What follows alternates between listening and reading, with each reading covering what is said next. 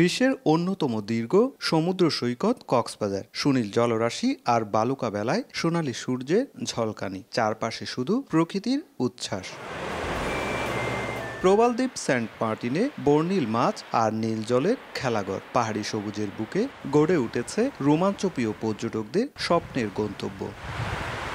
৮০ kilometre দীর্ঘ marine ড্রাইভে ছুটে চলে গাড়ি, ঢেউয়ের সঙ্গে খেলা করে ডিঙি নৌকা, বালুচরে ছুটে লাল কাঁকড়ার দল, যেন প্রকৃতি নিজ হাতে এঁকে দিয়েছে আলপনা। তবু প্রশ্ন থেকে যায়, সব সৌন্দর্যের মাঝেও পিছিয়ে কেন কক্সবাজারের পর্যটন শিল্প?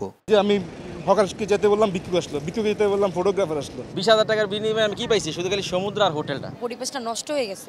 যেমন এই সুগন্ধা বিচে রাতে আসাই যায় না। বাংলাদেশের পর্যটন খাতে সবচেয়ে জনপ্রিয় গন্তব্য কক্সবাজার। প্রতি বছর লাখো দেশি পর্যটক সেখানে ভ্রমণে যান, তবে বিদেশি পর্যটকের সংখ্যা হাতে গোনা, যার কোনো পরিসংখ্যানও নেই। দেশে বিদেশে ভ্রমণ করা পর্যটকরা বলছেন, শুধু উন্নত মানের থাকা খাওয়া আর সমুদ্র থাকাটাই জরুরি নয়, দরকার পর্যটক বান্ধব অবকাঠামো, নিরাপত্তা ও বিনোদনের পর্যাপ্ত ব্যবস্থা। দেশ বিদেশের অনেক পর্যটকই আসে, সবার সুবিধার্থে এক্সট্রা বিনোদনের ব্যবস্থা করা উচিত। বিদেশে যখন আমরা যাই বিভিন্ন সুযোগ সুবিধা দেয়, যে কারণে দেখা যাচ্ছে যে ওদের সারা বছরই ট্যুরিস্ট ইয়েতে থাকে।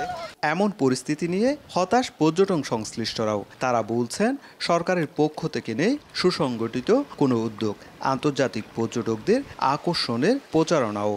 সব জন্য একটা পরিকল্পনার মধ্যে যদি যখনই আসবে তখনই এটা সুফল পাবে। আমাদের এই বিশাল সম্পদ থাকার পরে পরিকল্পনার অভাবে এবং যথাযথ কর্তৃপক্ষের নজরদারির অভাবে আমরা কিন্তু অনেকভাবে পিছিয়ে পড়ছি। পর্যটন শুধু বিনোদন নয়, এটা হতে পারে অর্থনীতির বড় চালিকা শক্তি। অথচ প্রয়োজনীয় নীতিমালা, অবকাঠামো ও আন্তর্জাতিকীকরণের অভাবে সম্ভাবনার দ্বার থেকেও ফিরে যাচ্ছে কক্সবাজার।